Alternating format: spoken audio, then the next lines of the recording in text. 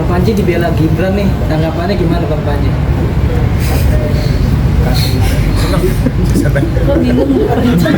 Belum lihat beritanya. Masih bikin podcast.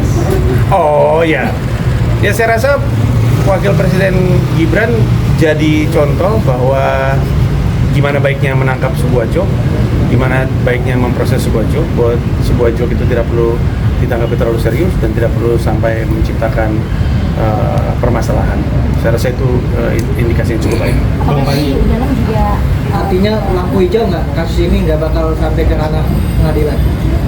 Saya sih inginnya jalanin aja prosesnya. Kalau misalkan ada ajakan dialog dengan senang hati, saya akan jalanin. apakah tadi bilang Bang, sedikitnya kan juga berdampak ya ke industri stand up, Bang. Mungkin ada anak-anak stand up yang jadi takut untuk kritik, Bang, untuk bersuara lebih luas lagi, Bang, gitu gimana?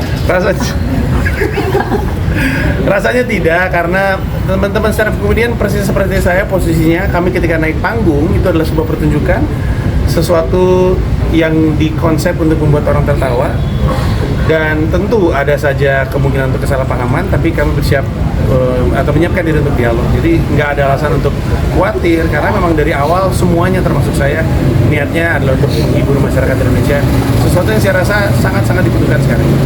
Balik lagi ke kamera. dua benar ini juga udah dibahas juga nggak?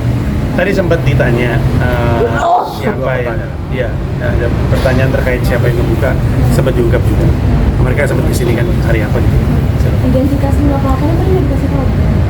Tadi sempat dibahas sama Haris Azhar juga. Di awal memang kita ada dialog dengan pihak polisi penyidik terkait dengan mereka yang melaporkan itu.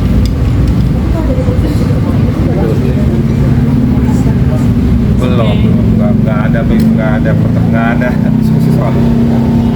Jangan buru-buru lah, sabar lah. Mas Haris izin menegaskan aja, berarti yang dijadikan barang bukti adalah potongan-potongan atau klip-klip tayangan yang di Mensria itu. Yang dijadikan barang bukti, iya. Tapi apakah barang bukti itu adalah barang bukti yang diberikan oleh para pelapor? Saya tidak dapat informasi soal itu. Ada kepastian. Jadi misalnya kan kalau pelapor kan, tolong ini begini, ini buktinya misalnya kayak gitu. Nah itu kami tadi tidak dapat informasi seperti itu. Jadi kami tidak punya keyakinan untuk membuat pernyataan bahwa alat bukti itu datang dari pelapor atau bukan.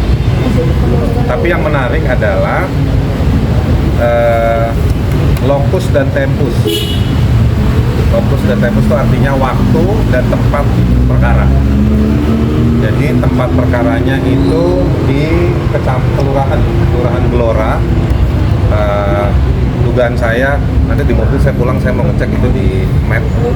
Tapi dugaan saya itu maksudnya zonanya si tempat kegiatan di Senayan.